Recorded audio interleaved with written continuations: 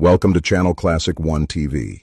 Our films have been meticulously restored in stunning 4K HDR resolution. Experience the best classics, westerns, and crime films from the 30s, 40s, and 50s. From the golden age to the 60s, 70s, and 80s, we bring history back to life. All our films are presented in the absolute best quality for your viewing pleasure.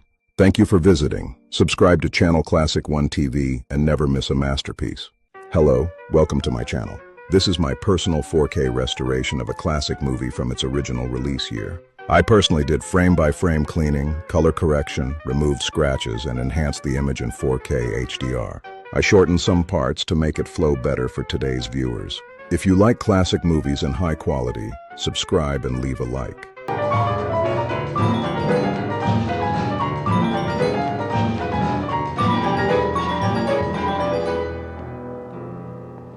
In the years following the passage of the National Prohibition Act of 1920, the nation's underworld rises to power and battles amongst itself, just as modern nations and corporations do.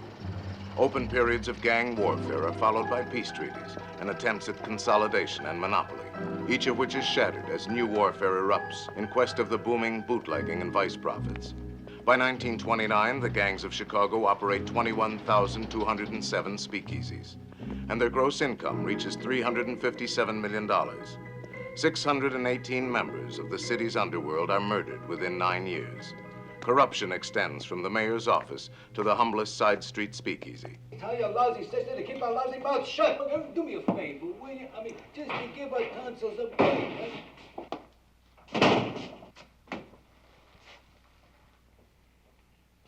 Two beers.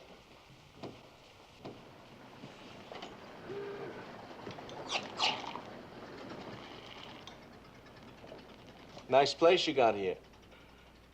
Thanks. Do a nice business, huh? Pays the rent. What are you trying to do, poison me? You don't like the beer, mister. You don't have to pay for it. Well, now, ain't you the cat's pajamas? You hear that, Jimmy? Bright Eyes here says we don't have to pay for this slop. How about it, Bud? You're drinking this stuff? Tastes terrible, don't it? Guess I'm not what you'd call much of a judge. What's the matter? Don't you know when something stinks? I guess I drunk better at that. You hear that? Even your friend don't like it. What more do you want? All right, Bright Eyes, where you getting it? A fellow named Slauson. Slauson. Only Slauson I know works for Capone. Al Capone. That wouldn't be the same Slauson, would it? Huh? I think it is. How much you move in a week? 5 barrels. 5? A swell joint like you got here? With the right kind of beer, you could double that easy. I'm gonna put 10 barrels in here tomorrow morning, cost you $55 a barrel. Look, mister, you trying to get me knocked off? I can't buck Capone. Neither can Moran. Moran? Only Moran I know drives a streetcar. That wouldn't be the same Moran, would it? My mistake. Oh, that's okay. Anybody can make a mistake. Take me. Why, I could even be wrong about your beer. Maybe it's swell, and it's just you got dirty pipes. Happens.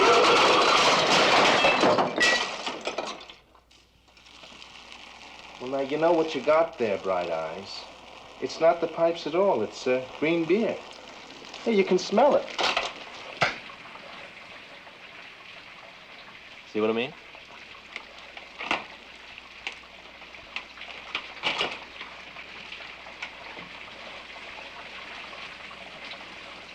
Peter Gusenberg, born Chicago, Illinois, September 22nd, 1898. Ex-convict, mail robber, burglar, hijacker, professional killer. When at the age of 13, he came home from school to find his mother dead, his first act was to pry the wedding ring from her finger and pawn it. He has been a member of Bugs Moran's North Side gang for the past 7 years.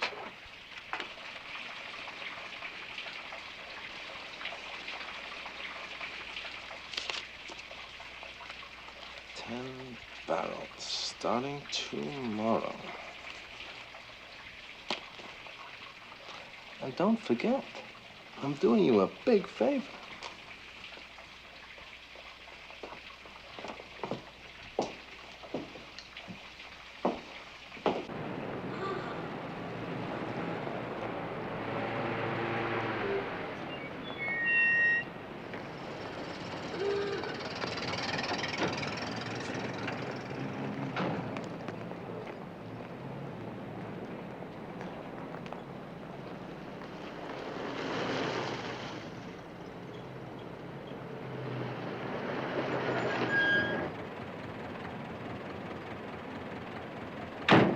Frank Gusenberg, younger brother of Peter Gusenberg. Born Chicago, Illinois, October 11, 1902. Burglar, car thief, extortionist, professional gunman. Member of the North Side Gang for the past 9 years. He is married to 2 women simultaneously, but lives with neither.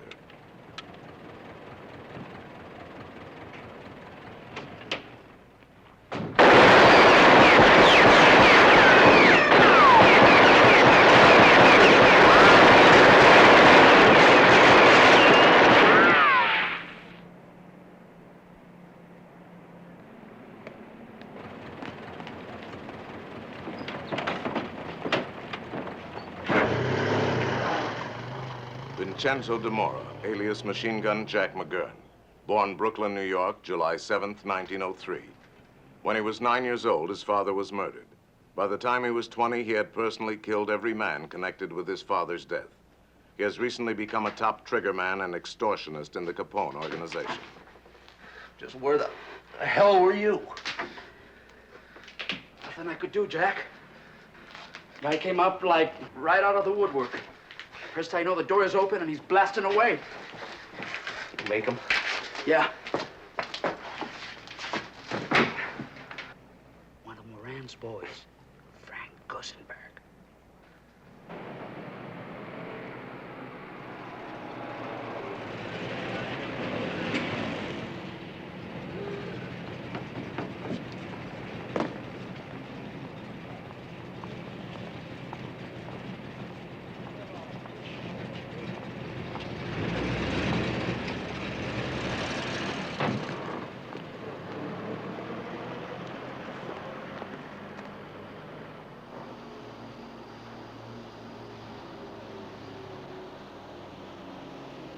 Alphonse Capone, alias Al Capone, alias Al Brown.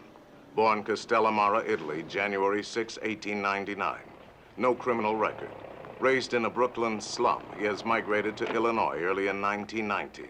Shrewd, ambitious, and utterly ruthless, Capone in 6 short years has climbed from the status of saloon bouncer to become unchallenged leader of Chicago's most powerful underworld organization. To his associates, he is the big fella. To the public, he is Scarface Al Capone. Thank you, Mr. Capone. Sorry about that raid, Jake, but so happens I got a new captain out there who won't play ball. What's wrong with him? Playing hard to get. We had him put down for a yard a week. He says if we want to operate in his district, we got to triple that. 300, huh? Those guys must think we're made of money. Write me out his name. I'll have the bump transferred to the sticks. If it helps get him reelected, $500,000 in Thompson campaign funds, a bargain. I put Cermak in the mayor's office, and we're going to lose $20 million a year. That's a waste of dough. We bought one man. He loses out, we buy the next one. You don't know Tony Cermak, Frank? Charles the Fixer Fischetti, born Castellamare, Italy, August 11, 1891. A second cousin to Al Capone, Fischetti acts as chairman at executive meetings. He is a heavy drinker, but never drunk. His principal value to the organization is his ability to suborn political leaders and public officials on both state and city levels. He will be murdered on April 7, 1951. And that's where we can get hurt. He ever tries chiseling on a big fella's rackets, he'll think his suitcase fell out. Oh, come on, Frank, you know.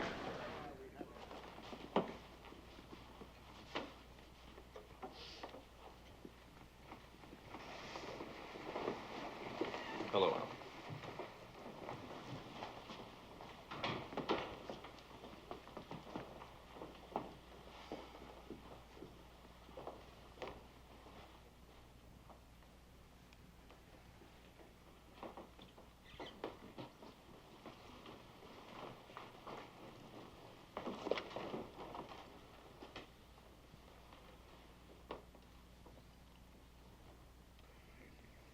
Meeting will come to order.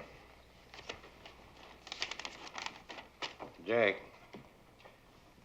Jake, we got you down here for a report on the stockyards district. How's everything going down there? I'll read you the figures and let you tell me, okay? We took over that territory from Joe Saltis at the end of last October. And right away, things got better. For example, beer sales for the 30-day period ending December 15 are up 21.4. Jake Greasy Thumb Guzik, born Peoria, Illinois, November 9, 1894. A one-time proprietor of a string of suburban houses of prostitution, Guzik is now in charge of all bootlegging sales and distribution for the Capone Syndicate. He will die of natural causes on July 11, 1956. I've been telling you guys for months that when it comes to selling beer, that big Polak don't know his hat from third base. For Christ's sake. All I get out of you guys is talk. The rest of the time, you're strutting around with dollar cigars and your kisses like a bunch of bankers. Big shots. Well, what's wrong, Al? What's wrong? You guys just get off the boat or something? Huh? Am I the only guy around here who knows what's going on in this town?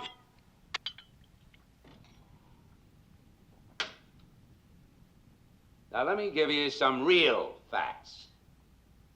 Not the kind of loving kisses we've been getting from our good pal Jake here. Nobody has to tell me we're making money out in the stockyards or any place else on the south side or the west side. But what about the north side, Jake? I don't hear no nice fat figures on that. Or maybe you figure that end of town ain't worth holding on to.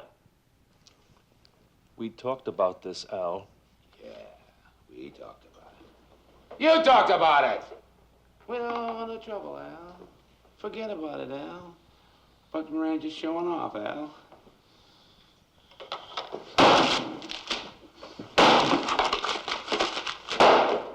That's what I think of your figures, Jake. Now you're gonna get some of my figures. Since Labor Day, Bugs Moran's Bugs push our beer out of 28 joints South Chicago Avenue alone. That don't sound like much, does it? Huh? 28 joints. What's 28 joints out of 12,000 peanuts, right? Right? Al, if you just listen to reason... Shut up, Charlie, right now. I'm doing the talking. There's something else. Take our pal Jack McGurn here. Now, Jack's a nice fella. Does as he's told. He keeps his nose clean. I wish I had a couple of hundred like him. So what happens here? A month ago, damned if a punk of Moran's don't up and turn a chopper loose on him. Tony Lombardo. My pal Tony. Went to his funeral. I cried at his funeral. I bawled like a baby. Here's a guy, never carried a gun in his whole life. Middle of the loop, 4:30 in the afternoon, 2 slugs through the back of the head, put there by a couple of Bugs Moran's red hots. Al, now, just think a minute, huh? I mean, going after Moran, it just ain't good business. Business! I'm talking about staying alive. Try getting it through your cement head that what Moran's pulled so far, that's just for openers. He wants me. He wants me dead. The way D and Abanion wanted me dead. The way Jaime Weiss wanted me dead. Right down there on 22nd Street. Middle of the day. Damn if that crazy Polak don't come looking for me with a whole army.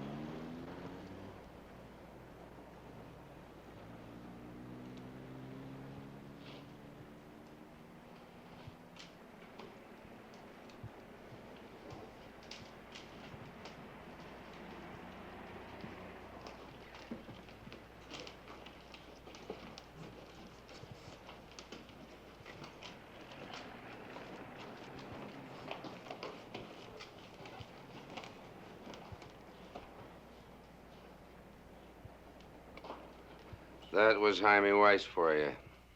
And right now, Moran's getting set to pull something just as crazy. Well, the hell with that! We're gonna get him before he gets me. I want that Irish son of a bitch hit. All right, Al. You want a Moran hit? We hit him.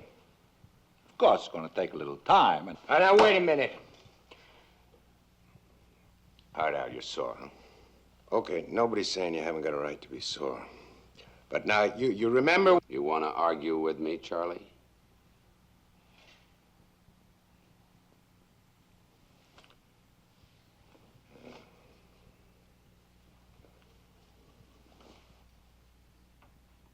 Work it out, Frank. Only make it quick. quick? I don't know. To tell the truth, Al, there's a whole lot about the guy we don't know to begin with. Francesco Nittoni, alias Frank the Enforcer Nitti, born Montedoro, Sicily, January 9, 1887. Nitti is in charge of the Capone organization's punishment squad, made up of accomplished strong-arm men and professional killers. On March 19, 1943, while under indictment for income tax evasion, Nitti will use a gun for the last time to take his own life. Before we could take the chance to put him on the spot at all. So... I don't want to hear all that. Everybody wants to argue. I told you what to do. How long is it going to take? I don't know what to tell you. Honest, I don't. Like I told you, we got nothing to go on. I can't hear you, Frank. 5 weeks. 6 at the most. 6 weeks? What are you going to use on him, a bow and arrow? Something on your mind, Jack? Well, yes, sir. Maybe I'm wrong to butt in like this, but the last couple of months I've been doing a little checking up on Moran. He lives at the Belden Essex Apartments on Lincoln Park West, apartment 5C. Uses the name George Miller. He's crazy about his wife and kid. He stays home most nights. Never goes anywhere without 2 torpedoes, Willie Marks and Ted Newberry, both bad guys to tangle with. If that's any help, Mr. Capone. You left something out, Jack, where he buys his DVDs. I said I wish I had a couple of hundred like him. Now you know why. Come here, Jack.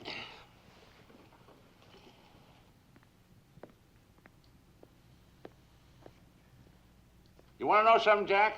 I like a guy who can use his head for something beside a hat rack.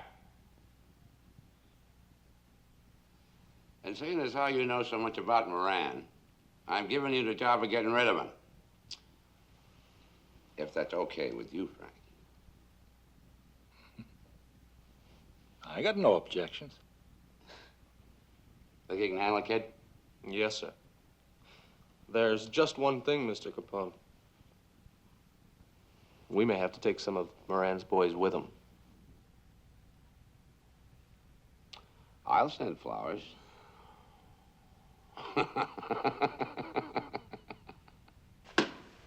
I'm not scared of a war with Capone. It's gonna be him or me. If he'd stuck to his word these past couple of years, it'd be a different story. But every deal he's made, he's broken. O'Banion thought he could deal with him. Well, Weiss did, too. Well, I don't have to tell you how they ended up. George Clarence Moran, born St. Paul, Minnesota, July 9, 1893. Ex-convict, burglar, horse thief, hijacker, suspected killer, present leader of Chicago's notorious and long-established North Side mob, which during the past 5 years has been almost constantly at war with the Capone organization for control of the city's bootlegging and gambling profits. During these 5 years, every previous leader of the North Side gang has been murdered by the Capone interests. Jaime shook the dirty hand of that rotten greaseball. Oh, sure. We've been giving him a lot of trouble lately. But I'm telling you here and now, that's not enough. Not when you figure what he's been doing to us. Pushing his slop in our saloons, hijacking our trucks, and sending punks like that Jack McGurn up here to snoop around. Well, that may be Jake with you guys, but not me. I say it's time we put Al Capone and his bums out of business. For good! George, with what? You can start a war with Capone, but you're not going to win it. Not when every wop in town is working for him. I know some that aren't. Joey Yellow's mob. That five-and-dime punk. Capone don't even know he's alive. Jimmy, that's no way to talk about our new partner. Hey, wait a minute. Wait a minute. What is this, some kind of rib? Sit down, Frank. Since when do we hook up with a bunch of crummy spicks? You can count me out.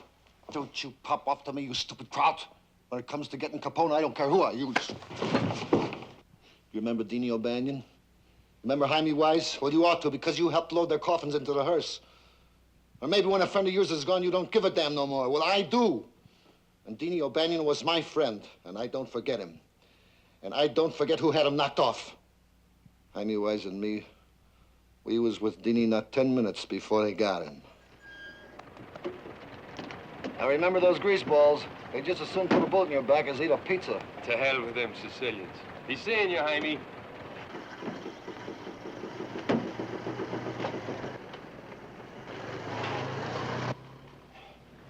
Morning, Johnny.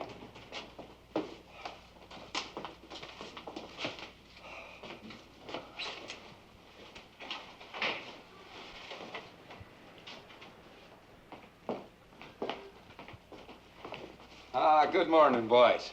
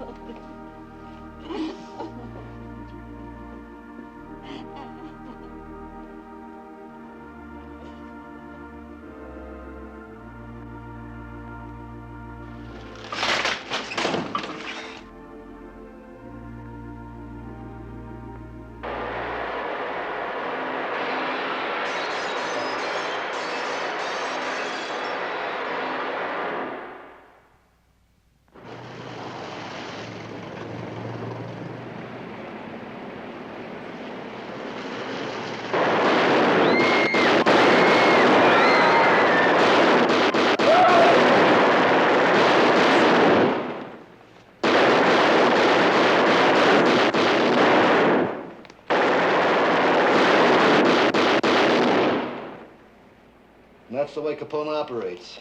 That's the murdering double-crosser who swore up and down he'd keep the hell out of the North Side. Well, I'm not waiting around for Capone to put me in no cemetery. We nail him before he nails me. All right, let's nail him and get it over with. I just say we do it without the help of a two-bit spaghetti snapper like Joe Aiello. Frank, you're a dummy. You know that? Capone's protection comes from the Mafia. He can't make a move without permission of the head wop. And he can't be the head himself because he's not Sicilian. So he's got his own man, Patsy Lolordo, running the outfit. Now, your spaghetti snapper, Joe Aiello, is a pal of Lolordo's.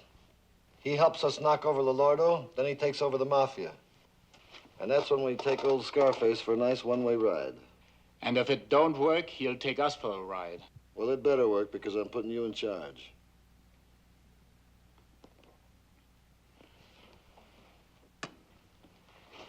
Well, I'm not saying it cannot be done, especially if Aiello gets us in there. Albert R. Kachelek, alias James Clark, born Krajunka, Germany, February 25, 1888. Ex-convict, burglar, car thief, suspected killer. Since marrying Bugs Moran's sister 5 years ago, he has become the #2 man in the Moran gang. And then we need a good driver for the getaway car. I don't care how you do it. Just get rid of Patsy Lolordo. Quick.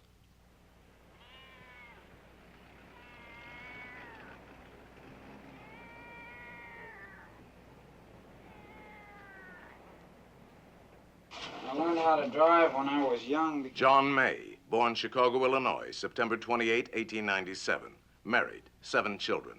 Twice arrested on charges of safe blowing and burglary. No convictions. Has worked occasionally for the Moran gang as an auto mechanic. He has promised his wife he will stay out of further trouble with the law, but he is 3 months behind in the rent. I'd really like to help you out, Mr. Clark. It's just that I don't... Up to you, Johnny. You want to do us a favor? Fine. If you don't, that's your lookout. Here, see? Well, I'm not really a trigger man, you see. As a matter of fact, I don't even own a gun. And if there were any shooting to start, I'd... Well, I tell the cock-out world it won't be you. Think we want some lousy amateur gumming up the works? Why, I wouldn't even let you kill my own mother. The Gusenbergs will do the shooting, Johnny. All I'm asking you to do is drive the car.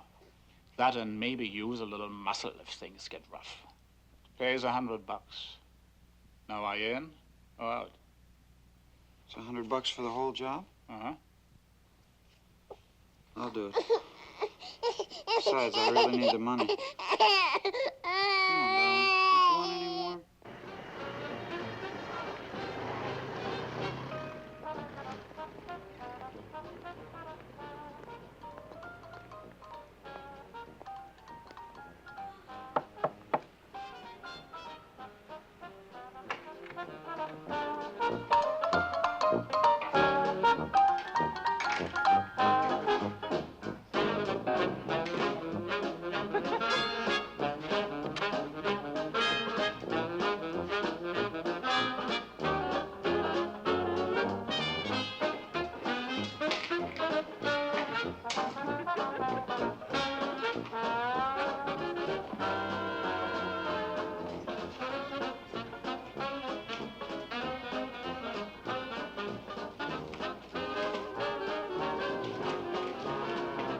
Nicholas Sorello, born Marsala, Sicily, May 13, 1872.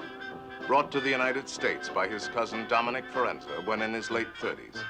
Married, with 5 children and 11 grandchildren. He has had difficulty learning the ways of the new world and has lived in continual poverty.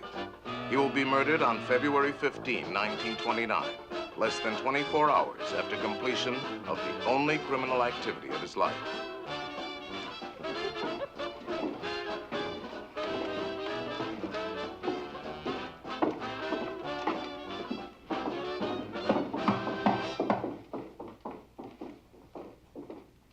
Come in. Mr. McGurn, I'm a Nick Sorello. Sit down, Nick. Want a drink? Something to eat? Thank you, no. It is kind of you to ask. Dominic Forenza says your man can be trusted. Maybe that is because my memory, it is very bad. What do you do for a living, Nick? I have the truck. Sometimes I'm selling the vegetables. Sometimes I'm in the moving business. It's very hard to get a good job when you talk with accent. Yeah. Any trouble with the cops? No. One time, yes. They tell me I'm moving the stolen goods. I say I do not know this. They take what is in my truck. They let me go. It's same thing as in our country. It's no different here. Got a job for you, Nick. Bring it off, you get paid big. $500. It honors me to serve you, Mr. McGurn. You're gonna need a couple paisani, guys that can keep their traps shut. Sometime tonight, there'll be a car left in front of your house. It'll be hot, so ditch it soon as the job's finished. Got that? Write this down. Tomorrow morning, 9 on the nose. You and your boys be on 33rd Street, half a block west of Roby. You're gonna need a gun. Gun? That is something I do not have, Mr. McGurn. Guns make trouble.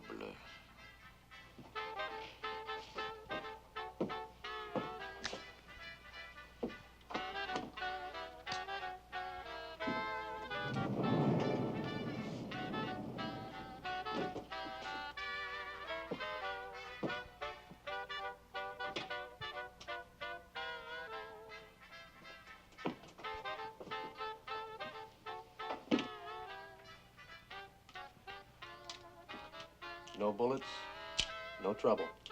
Okay?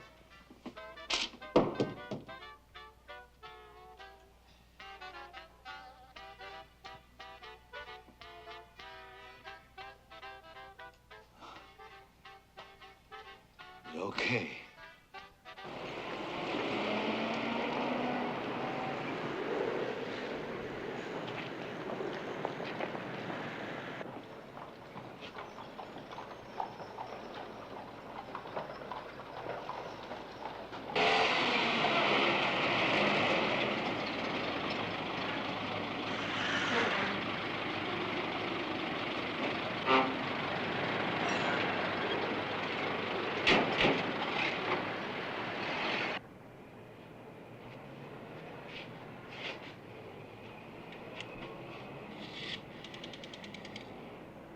Operator.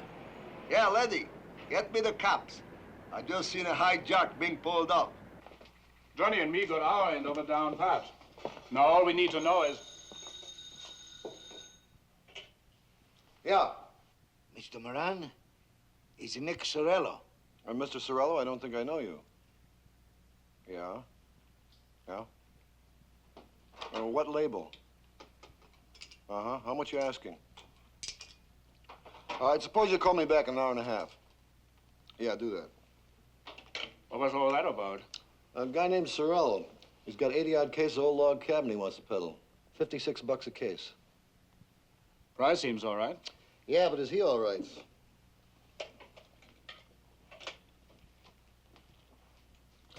Monroe, 8099, please. Lieutenant Zalacosta, please. Oh, hello, Larry. This is George. Look, Larry, a couple of things. Let me know if your boys got anything on a booze hijack last couple of days, out near the stockyards. Right. And while you're at it, see if you got a make sheet on a wop named Nick Sorello. Right. I'll call you back in about an hour, okay? Thanks, Larry. Oh, I'm sorry, Jim. What were you saying? Oh, just that we're about ready to make our move. All we need now is to make sure Lolordo's bodyguards change shifts the same time every day. I've got a couple of boys checking on that right now.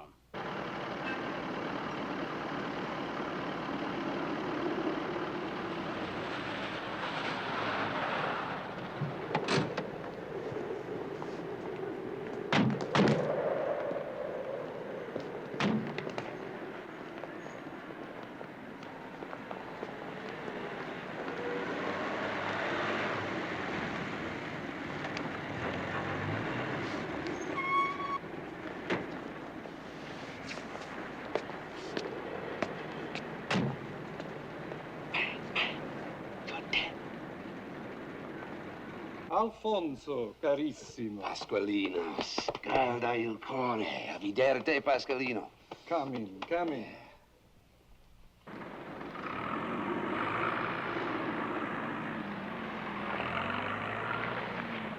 Salute e vita durevole. Altrettanto.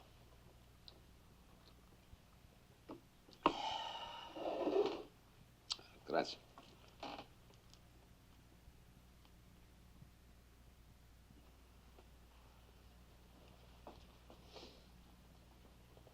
Betsy, Bugs Moran's been stepping out of line. I've told the boys to go ahead and fix his wagon. This I do not like to hear, Alfonso. Maybe if you would talk things over? Talk hell! I talked to O'Banion and he laughed at me. I talked to Weiss. I pleaded with Weiss. 3 times he tried to have me bumped off. Now, Moran is just as bullheaded. You can't talk any sense to these peasants. Every time I try it, I wind up getting shot at.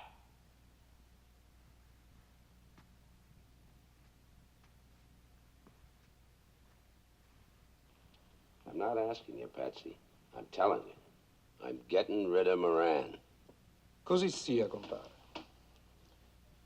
You and I, we will not quarrel over the life of a worthless man. I'm letting Jack McGurn handle it. He wants 2 mafia boys on the choppers, Scalisi and Anselmi. Same dough we paid for knocking off Jaime Weiss, okay? As you wish, my friend.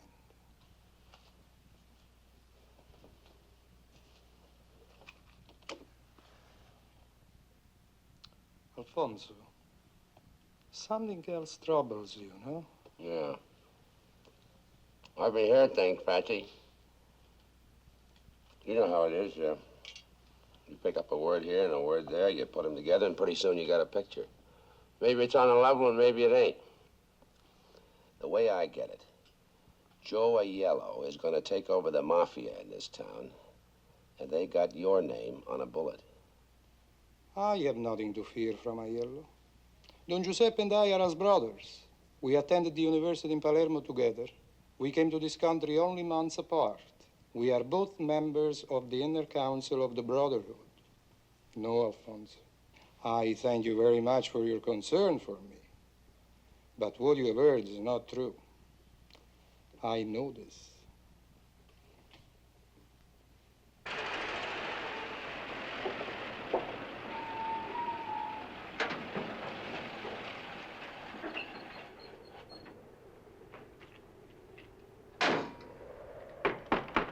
Yeah? It's a Nick Sorello. Get in. Get it! Who else you got out there, Nick? Is it just a couple of two, my good friend? They come help for me to... Get him in here. And Mario! Joe! Avanti! Come on, come on. Come on.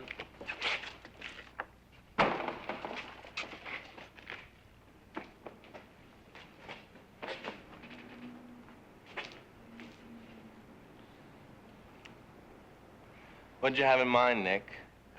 I ask you pardon, senor. It's only to watch the whiskey I have the gun. It's no... You're a very naughty boy, Nick. All right, let's get it in here.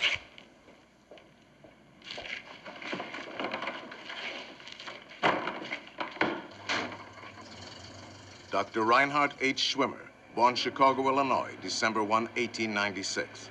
Twice married, twice divorced. Schwimmer has no criminal record, but is one of that group of men who are fascinated by the exploits of gangsters. In the last few months, he has become acquainted with the members of the Moran organization and spends a good deal of time in their company. A licensed optometrist, he has recently abandoned his practice and is presently supported by his widowed mother.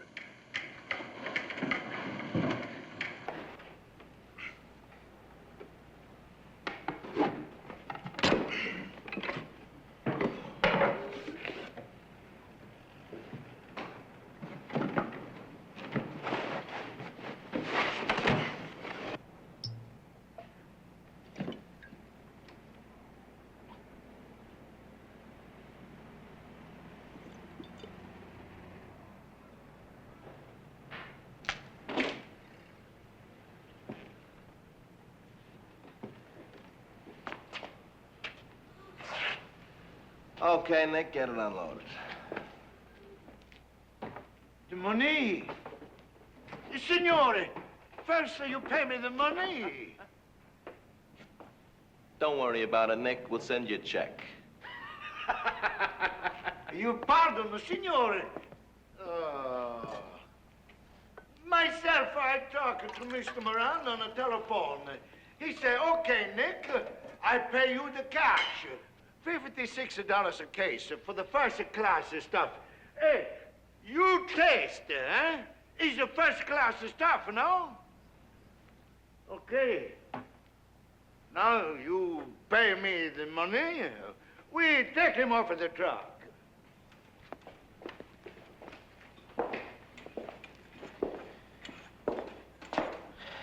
Where'd you get it, Nick?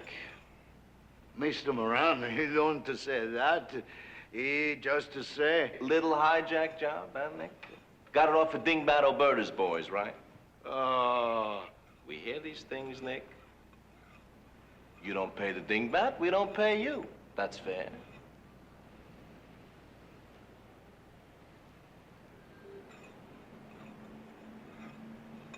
Okay, move it. You'll get your dough. Move.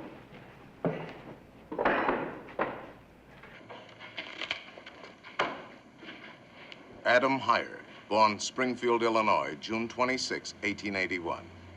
Criminal record, 1 conviction for operating a confidence game. Married twice, 1 child, a son by his first wife. As a qualified accountant, Hyrax's bookkeeper and collector for the Moran organization, as well as handling payoffs to local politicians and the police. His wife has been ill for several years, and he is careful to conceal the true nature of his business from her and from their friends. They're all here, Mr. Gusenberg. Nick?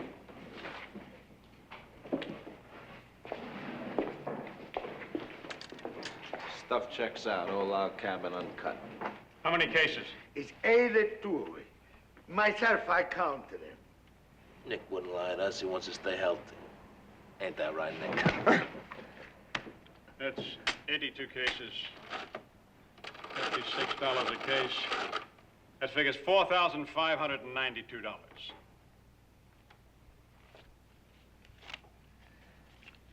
1,000, 2,000, 3,000, 4,000. 1, 2, 3, 4, 5. We'll make it even money. $4,500. $500 for handling charges, Nick. When we help unload a truck, we get paid. Check? 1,000 thanks, signore. Maybe we do it the business again some more next time. Nothing we like better than doing business with bright boys. You're my idea of a bright boy. Yeah.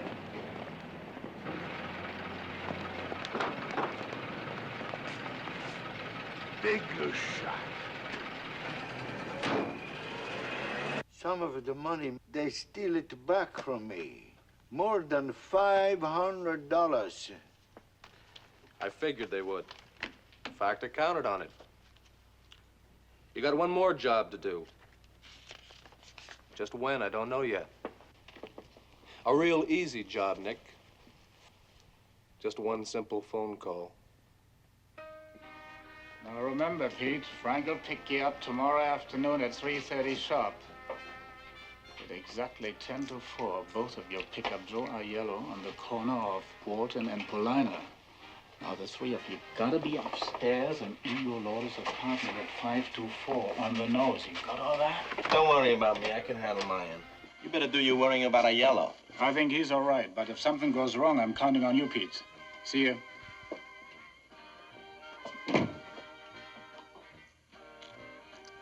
As Mr. and Mrs. Peter J. Gorman, Peter Gusenberg and an ex-showgirl named Myrtle Nelson Koppelman have occupied apartment 5C at 434 Roscoe Street for the past 7 months.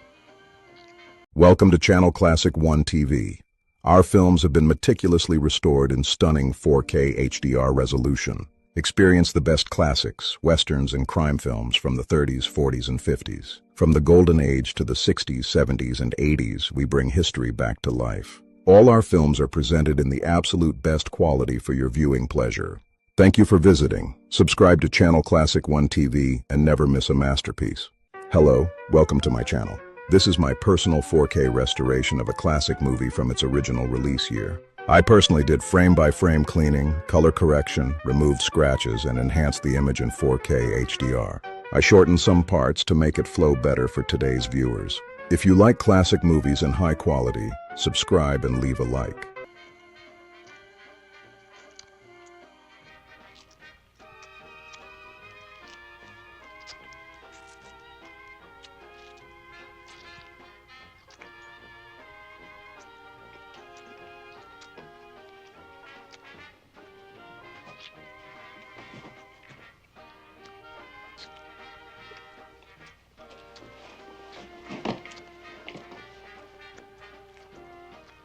Nick? You gonna lay there reading that thing all night?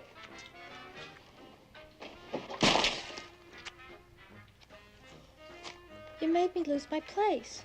Yeah? Come on over here, I'll find it for you.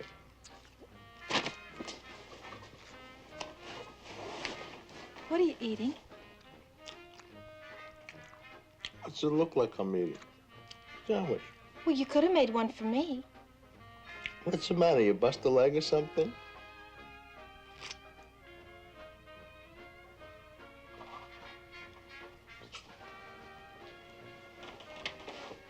Pete, guess what? You know that coat you got me for Christmas? You told me I could exchange it because it was too big. So what? Well, I did this afternoon for a nicer one. Nicer? What do you mean, nicer? That coat set me back 750 smackers. I know it did, Pete. You've been awful good to me. And don't you think for 1 minute I don't appreciate it. It's just, well, this one I couldn't resist, that's all. I know. You just sit right there. I'll go put it on for you. You'll see how nice it looks.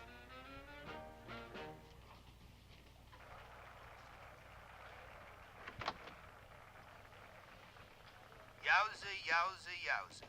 This is Ben, Bernie, and all the lads coming to you from the College Inn of the Hotel Sherman. And now for all you lads and lassies listening in the great Midwest, we're gonna play stumbling. Let's stumble a bit, laddies.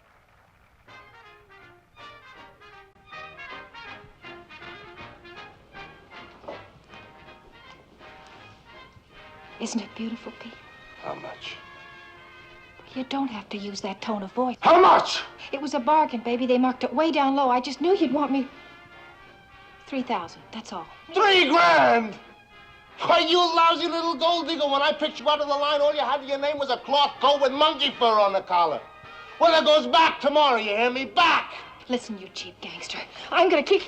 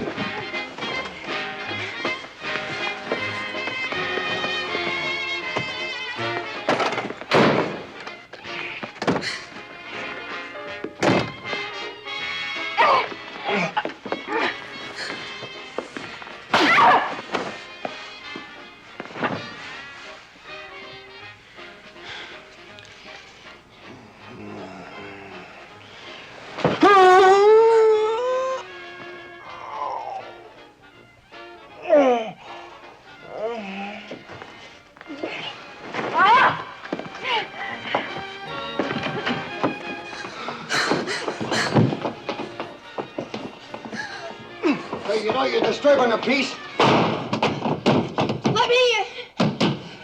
Cheap gangster! I'm gonna call the cops! When interviewed by the press some weeks later, Myrtle Koppelman had this to say. Oh, Pete and I have been married about a year. I can't remember exactly where we were married, except that it wasn't in Illinois. Well, I had no idea Pete was a gangster. He said he was a salesman. Truly a kinder, more gentle man. Well, you just couldn't meet one. On January 7th, the Moran gang puts into effect its plan to murder Mafia chieftain Patsy Lolordo.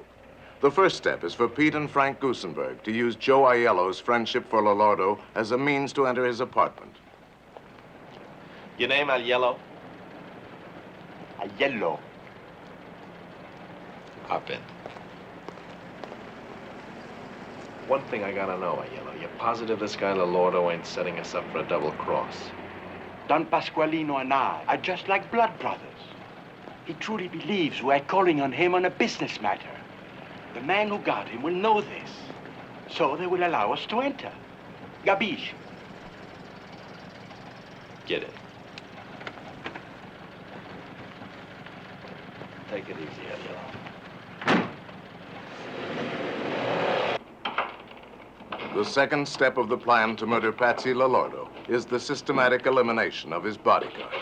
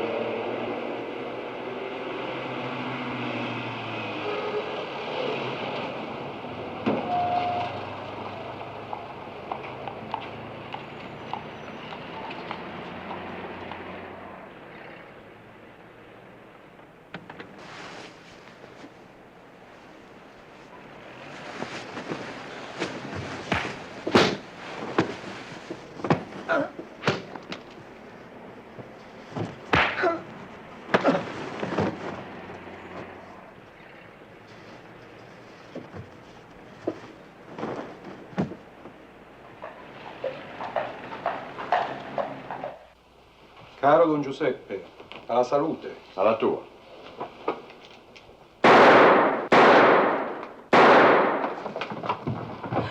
Pasqualino, che è successo? Dio mio! Mio marito è ammazzato! Aiuto! Pasqualino, rispondimi, mio bene! Mio tesoro! Perché? Tesoro, mio bene!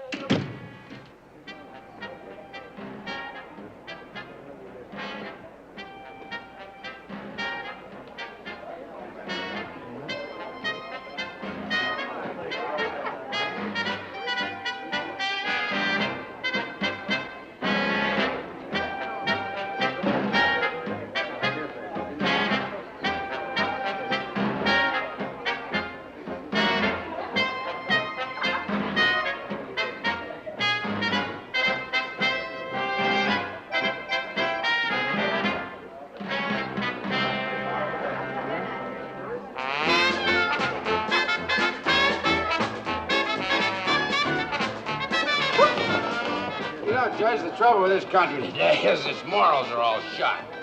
I mean, look at the young people. Girls, smoking cigarettes right out in the streets.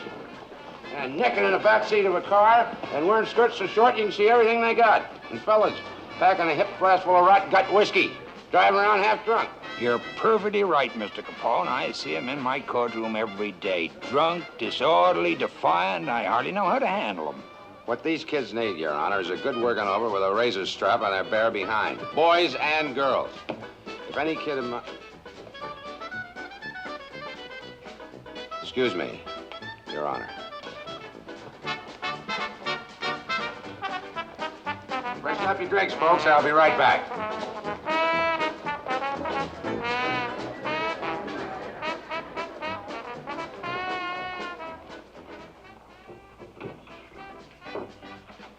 Hello?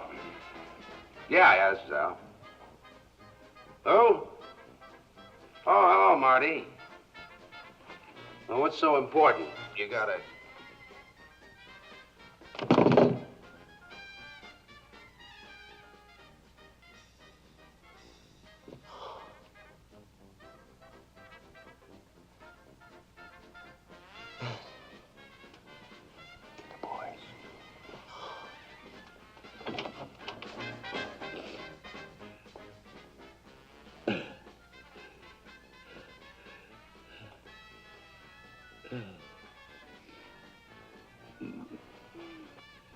What is it, Al?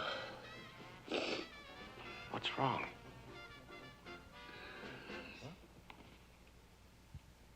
Patsy Lolordo. He's dead.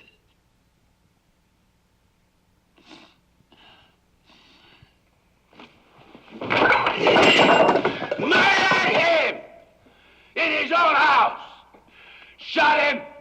His friend!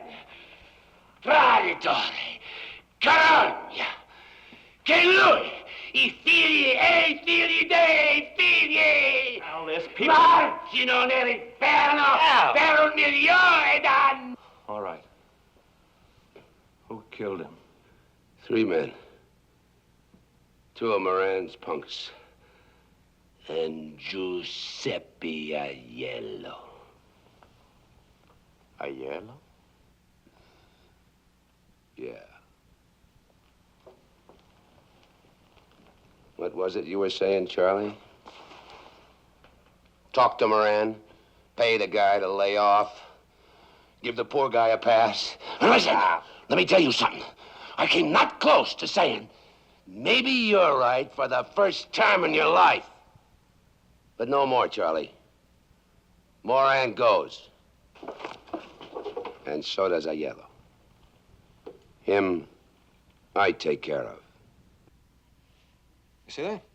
Like an old man. I tell you, the union's out to get me. They already made one try. They came at me with a shotgun.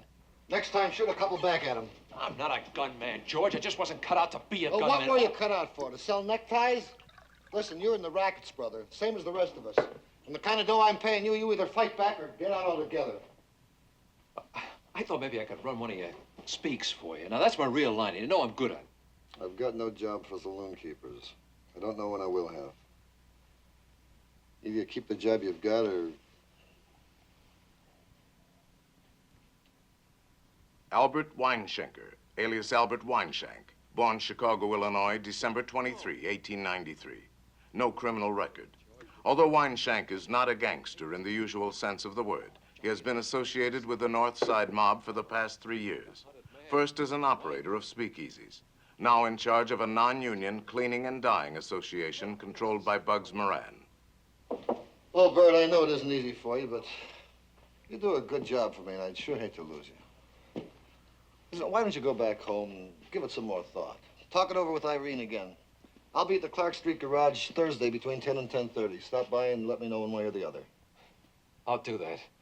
If I could just get Irene to quit being so nervous, but... Well, you know how women are. Yeah. I can't thank you enough, George. Forget it. We're old pals, remember? Hello. Mr. Moran, it's Nick Sorello. You remember me? Yeah, I remember you, Nick. What about it? Maybe pretty soon I get some more. Same stuff like before, same price. Okay? Yeah, I guess we could work something out. How big a load? This I'm not sure. I do not have delivery yet. You understand, Mr. Moran? Yeah, I understand. How soon do you think it'll be? Maybe tomorrow. Or maybe 2 days. Okay, call us when you're ready. I'll have the boys take delivery. Mr. Moran, is one thing. Last time, you boys, they pushed me around a little bit. This time, I do a business with you, okay. But with you boys, no. Okay, make it this Thursday morning around 10:30. Same place. I'll be there myself. I guarantee you'll get everything that's coming to you. That's fine.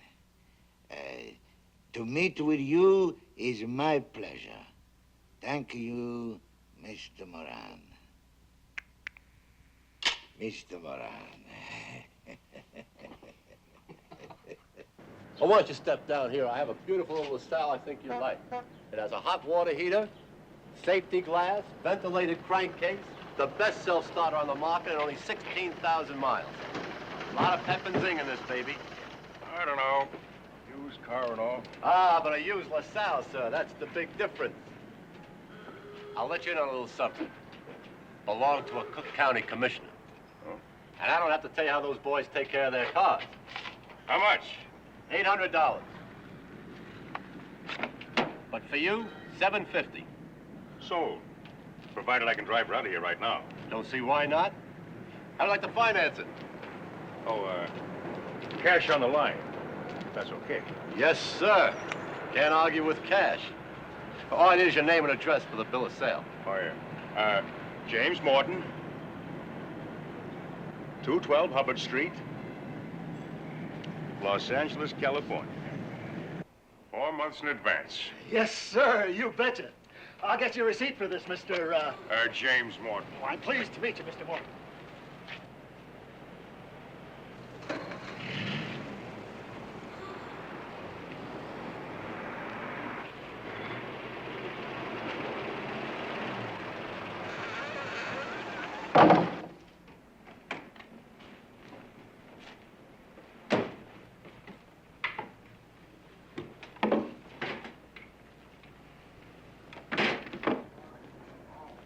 On the evening of February 11, Angelo Molina, a second cousin of Joe Aiello's, buys a train ticket to Los Angeles. Aware that Al Capone has discovered his part in the murder of Patsy Lolordo, Aiello will use the ticket to board the train at the last minute in an effort to escape the vengeance of Capone. Who says people are getting fed up? Papers? These guys on the radio, what do they know? You think most guys give a damn who gets bumped off as long as it ain't them? Listen, I know people. I'm making my business to know people. They get a big kick reading in the paper where some poor stiff gets taken for a ride. Hello? Yeah, Frank? Wait for me. At the barber shop. Come on, kid. Stick around, guys.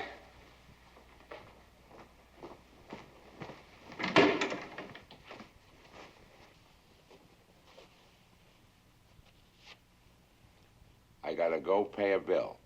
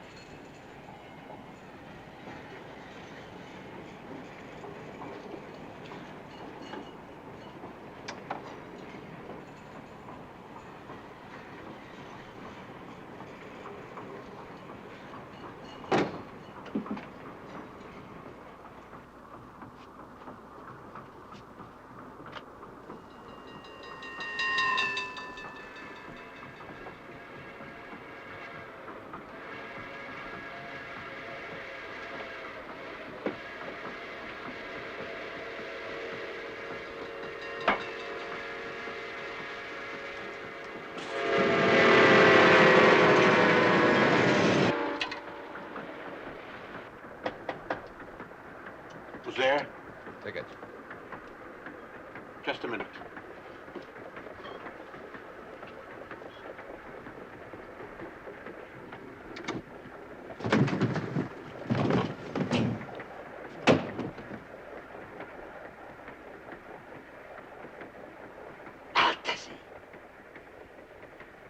Traditore. Signor Capone. Siamo due uomini, braveggiatori, ma se... Basta! Assassino! Ma se... Girate! Gira!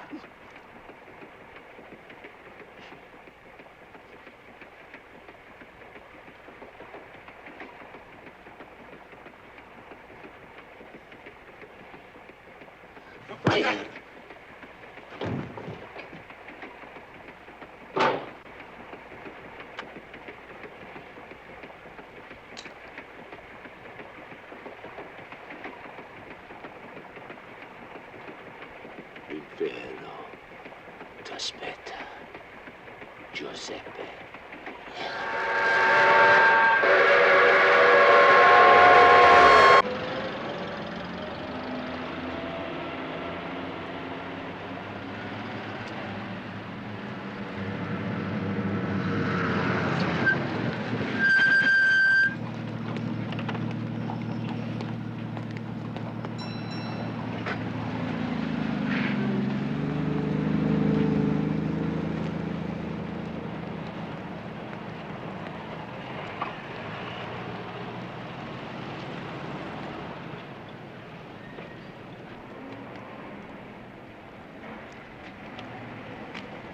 Mrs. Duty, my friend here and me, we're looking for a nice front room.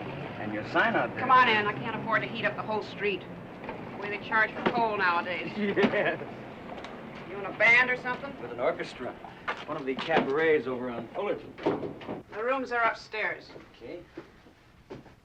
Oh, this is a charming place you have here, Mrs. Duty. I don't want no horn tooting in here. My My rumors wouldn't stand for nothing like that. Don't you worry about that, ma'am. We only play these things when we get paid for it. Do you want 2 singles or just the double? 1 room's enough, as long as it's a front. If you're gonna be sleeping days, I'd advise you to take a back room. The noise on Clark Street isn't to be believed, what with the buses and the people. I said a front room, okay? You see, we're out here from New York, ma'am. It gets too quiet, we can't go to sleep. Bet you're the same way. I'll show you what I got.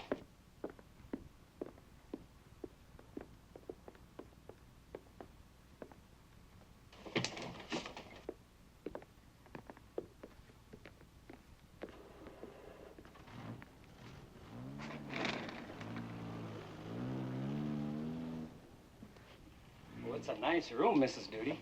We'll take it. You get a change of linen twice a week. Bathrooms at the end of the hall. No visitors after 11. And I don't want no women up here. I run a respectable place. Well, don't you worry about that, ma'am. We'll move our stuff in tomorrow. How much do we owe you? Comes to $9 a week. In advance. Your receipt and an extra key will be on the hall table. What's your name? Well, he's Mr. White, and I'm Mr. Johnson. Hey, lady, what about a phone? Pay phone at the end of the hall. You better give Vic a call. Right.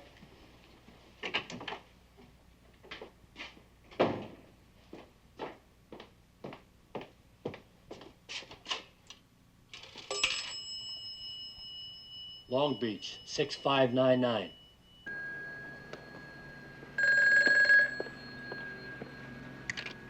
Filling station, O'Mara talking. Yeah, hold on.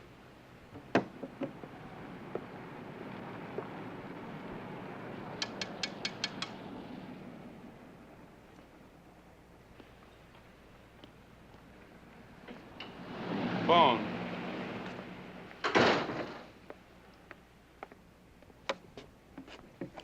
Hello. He just stepped out. Any message?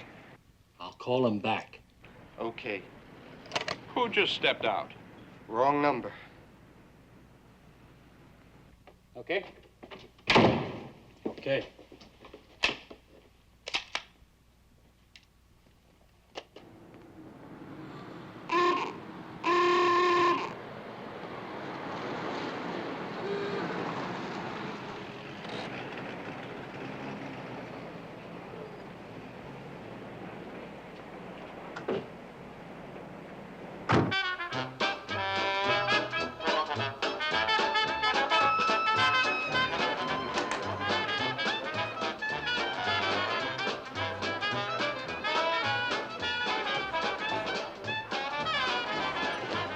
Out for some fun tonight, eh, boys? Well, you come to the right place. I've been here before, you know. Thought I recognized you. That'll be $2 a piece.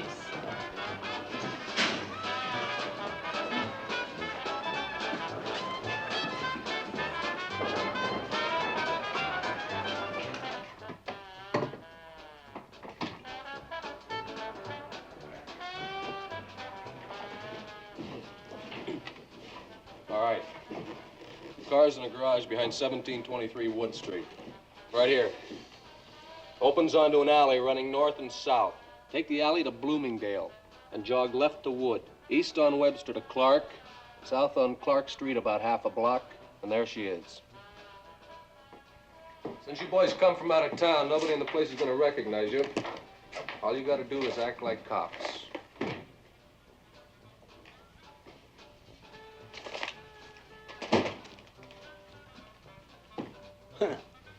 Must be yours.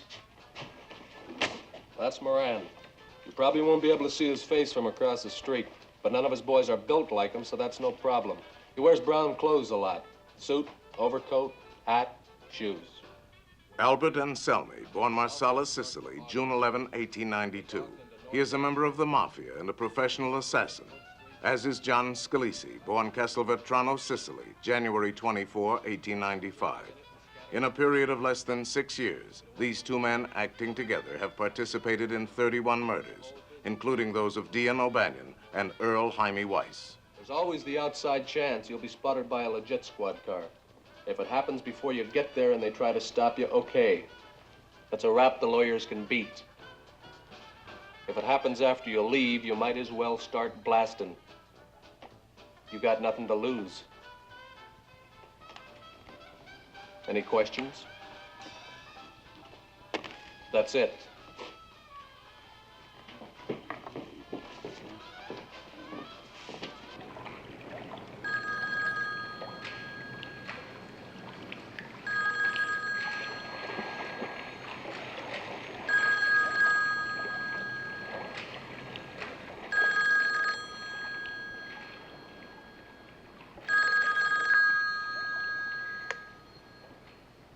Hello? Jack, great to hear from you, kid. How's the weather back there? Right around zero, Mr. Capone. Sure could use some of that Miami sunshine up here. Yeah, I'll bet you could. Anything special you want to tell me, kid? Yes, sir. It's all set for this Thursday, Mr. Capone. In the morning, around 10:30. We got a nice Valentine all ready to deliver. Valentine. Hey, that's right. This Thursday's Valentine's Day. Ain't that a hot one? A Valentine for Bug. Say, Jack, just make sure it's a great big red Valentine, huh? At 6:45 on the last morning of his life, John May takes an early bus to work. He has been promised a $10 bonus if he can replace the transmission of one of the gang's cars before noon.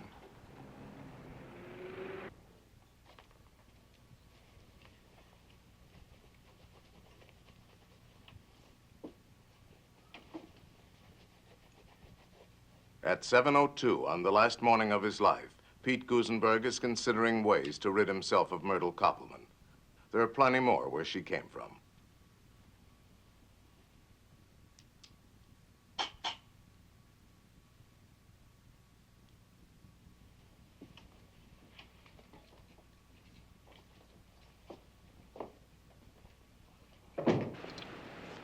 At 7:23 on the last morning of his life, Albert Kotchelek, alias James Clark, is thinking of buying a new car. His status in the gang demands better than this.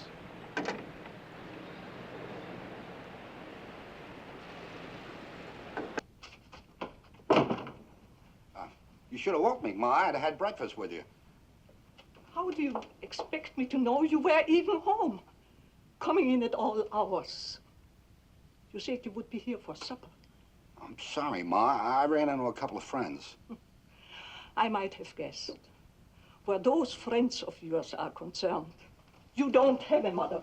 At 7:30 on the last morning of his life, Reinhard Schwimmer is in desperate need of money. I have to talk to you, Mama. It's important. Listen, Mama, I hate to tell you this, but I'm in trouble. Not with the police, Reinhard. Nothing like that. I owe some money. $300. It's got to be paid quick or I'm in a real jam. Ich verstehe dich nicht, Reinhard. A man with a fine profession, doing such things. All right. If you promise to stay away from those gangsters, I'll get you the money. I will. I give you my word. Just be a good boy, Reinhard. That isn't so much to ask.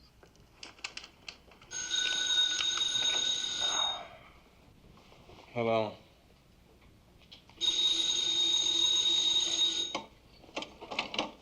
What do you want? What?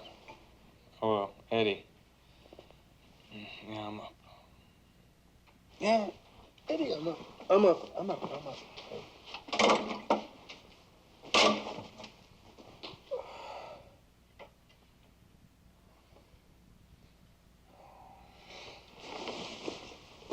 What's your hurry, honey? You think I like sitting around here and listening to you snore? Stick around, hot stuff. We'll open a keg of nails.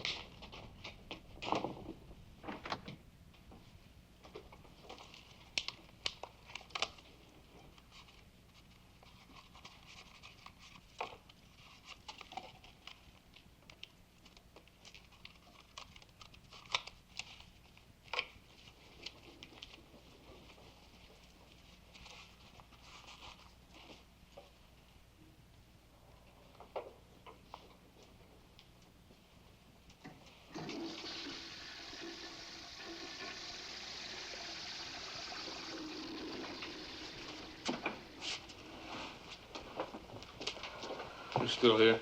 Look, mister, you owe me $25. And I don't leave until I get it.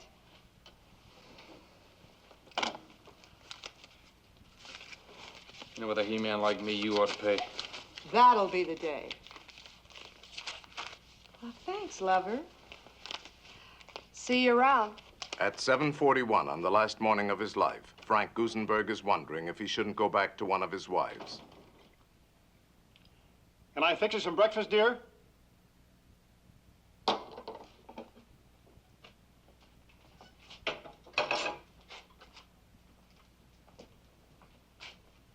At 8 o'clock on the last morning of his life, Adam Heyer is calculating how much the cost of an operation for his wife will take from his savings.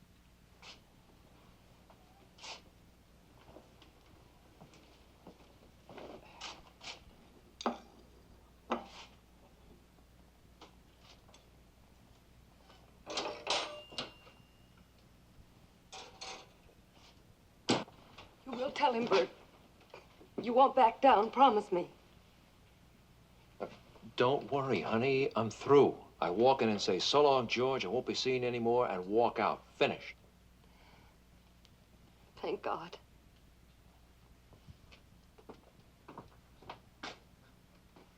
I'll call you after lunch, around 1:30. At 8:15 on the last morning of his life, Albert Weinshank has decided that his safety and his peace of mind are more important than $20,000 a year.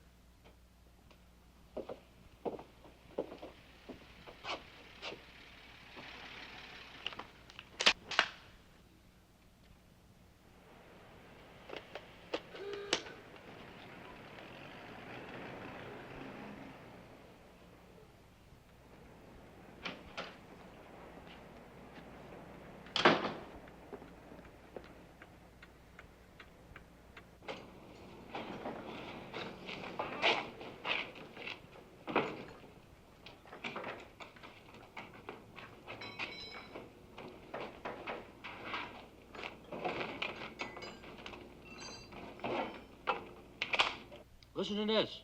Only $600. 4-cylinder floating power. Freedom from vibration and rumble. That makes driving a constant delight. Increased speed. Alex. And Moran? Nah, it's too short. you know something, Paul? That's the 6th guy in there already. Nobody told us we gotta keep score. All we're supposed to do is count up to 1. Morning, boys. Hope it ain't good old Riney. How's the eye business, Doc? Haven't you heard? I retired, living on my investments. He means his old lady is paying the bills. Saw Pete's car out front. I thought I'd drop in, say hello, get a cup of coffee. Would you mind helping yourself, Doc? The waiter just left. Sure.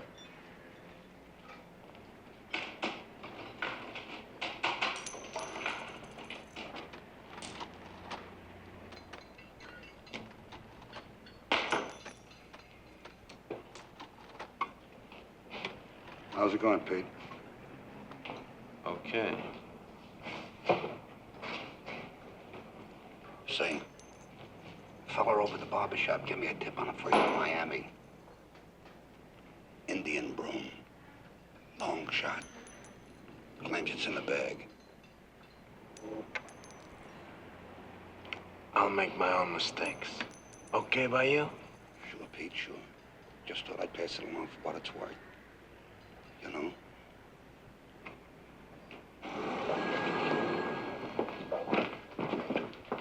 How's the weather out? Still coming down. Wind's like a handful of razor blades. You guys are getting soft. Mr. Miller. It's Mr. Bernstein, long distance from Detroit.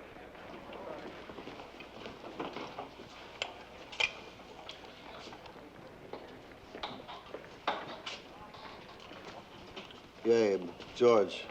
What's so important? what's keeping the guy? Bingo. Right height, right build, even the right clothes. That's our baby. I can let him have it right now. Ixnay, pal. We'll let him have it if he comes out the door. Go call Vic. Go on.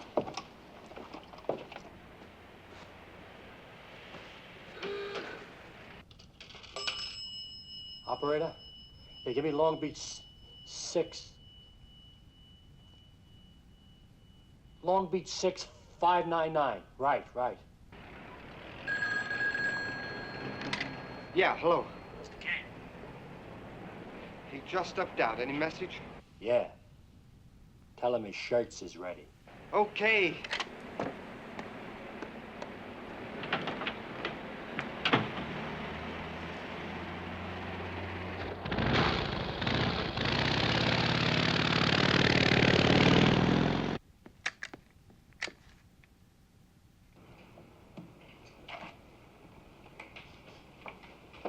Hey, what's that all about? Garlic. In case the bullets don't kill you, you die of the blood poison.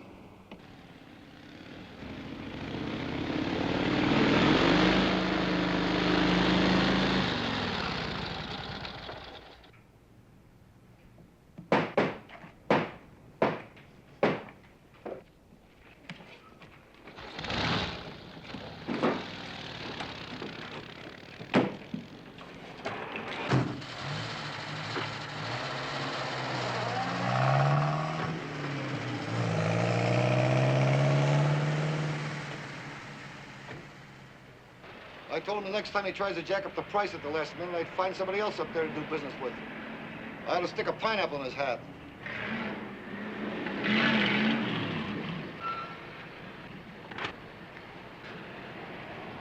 Lousy cops. They sure picked a swell time to get nosy. Hell of a note if Sorella shows up with the booze with them still in there. Let's get a cup of coffee. Yeah, I could use one. Okay, Mike. Quiet, Trench. George, is that you? Hello, boys. Something I can do for you? Yeah, you can shut up. I'll line up, all of you. Face that wall. You, over there. Come on, move. No way. You two. All right, you two, let's go. Listen, Buster. You better be kidding. Move. Nosy flat feet. Wait till they hear about this downtown. Move! Hey! You! You on the car! Let's go. Let's go. Officer, I'm just a mechanic here. Let's go. All I do is work on the automobiles. I don't know Move, what to do with these people. Come on. Move! Hands on the wall. Lean on it.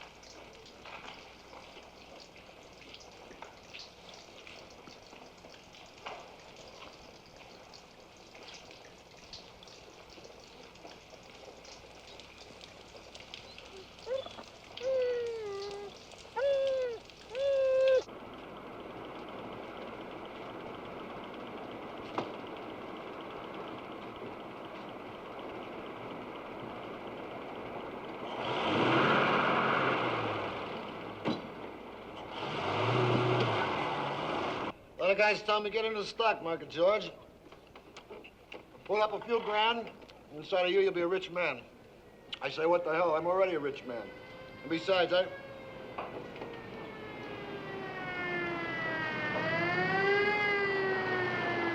Must have been a bad accident. The way people drive today, you're lucky. Hey, Kenny, the cops just killed a bunch of hoods in the garage up the street. One of them was Bugs Moran.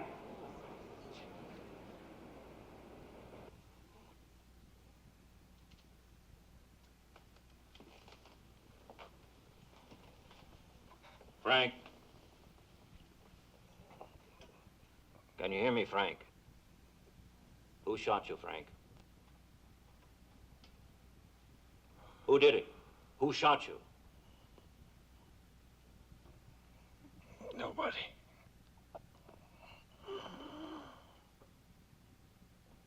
Nobody shot me.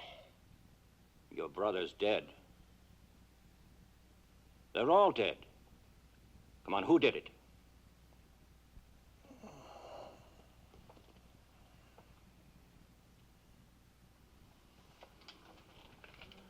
I've got to tell you, Frank. You're not going to make it. You want me to get a preacher? No. Just leave me alone. You don't want to let them get away with this? Come on, help us. It's cold. It's awful cold. Fix this thing, will you?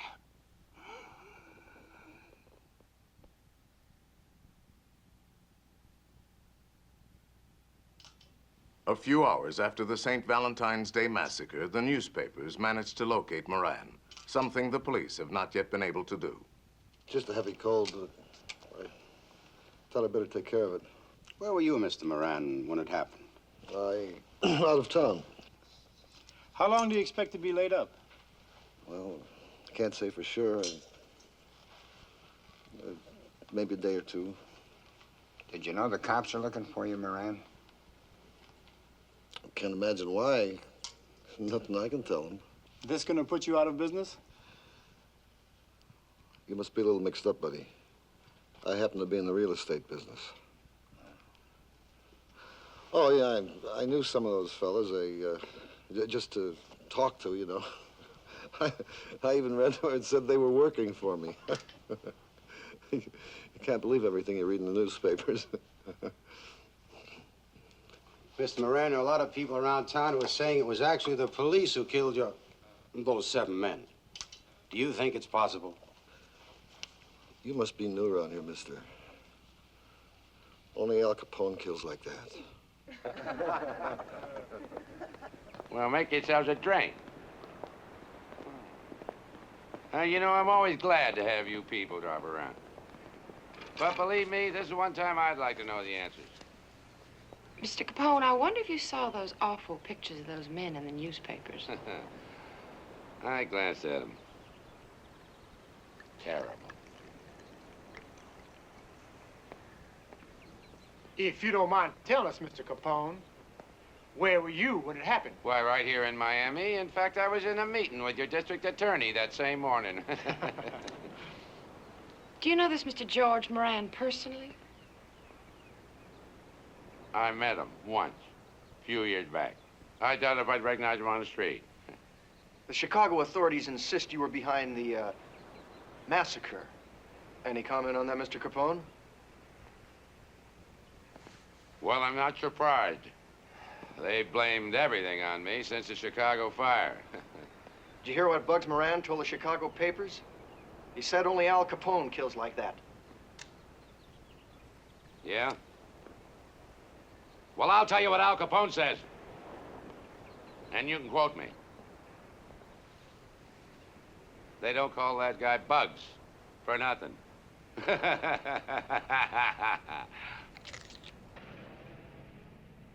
Public indignation at the St. Valentine's Day massacre brings to a halt the most notorious era of open gang warfare in American history. Later in the century, the gangs will rebuild so that by the 1960s, their power will be far above that of the 20s. Once more, law enforcement agencies will be aware of the names of the syndicate leaders. And once more, they will not prosecute them, awaiting perhaps the moment when the public will demand, as it did in 1929, that the criminals be brought to justice. No one is ever brought to trial for the slaughter of the 7 men in this garage.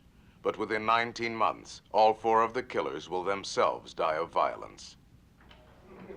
On the evening of May 7, 1929, John Scalise and Albert Anselmi are invited to a banquet at the mansion of Al Capone, unaware that he has discovered their plot to murder him and take over his empire.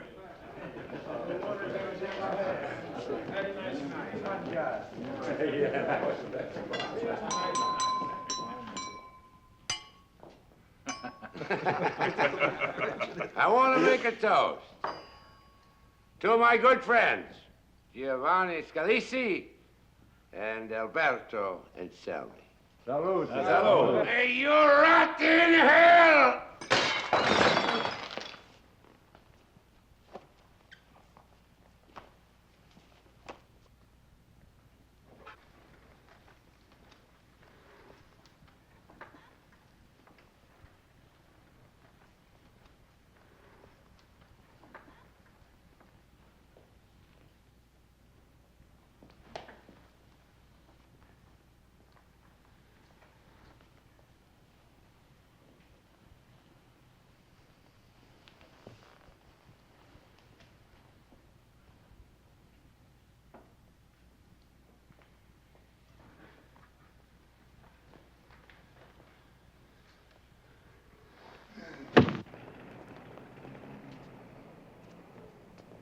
Of the 2 supposed police officers involved in the massacre, Boris Chapman is shot to death on January 5, 1930, while attempting to rob a St. Louis jewelry store. The body of Adolf Muller is found in a pond 12 miles south of Joplin, Missouri on September 8, 1930.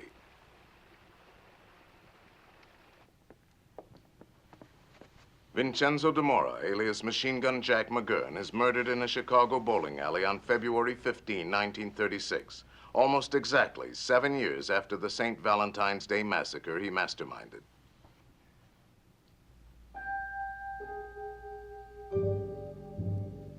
George Clarence Moran disappears from Chicago soon after the mass murder of his followers. While serving a 10-year sentence for bank robbery in the federal penitentiary in Leavenworth, Kansas, he dies of lung cancer on February 25, 1957. Alphonse Capone, while he is never tried for complicity in the St. Valentine's Day massacre, his role as the man behind it goes unquestioned. 3 months later, he is in prison, and more than half of the remaining 18 years of his life are spent in federal penitentiaries. On January 25, 1947, Alphonse Capone, his mind gone, his body ravaged by syphilis, dies in his sleep. On February 4, his body is interred in the family plot in the Chicago cemetery.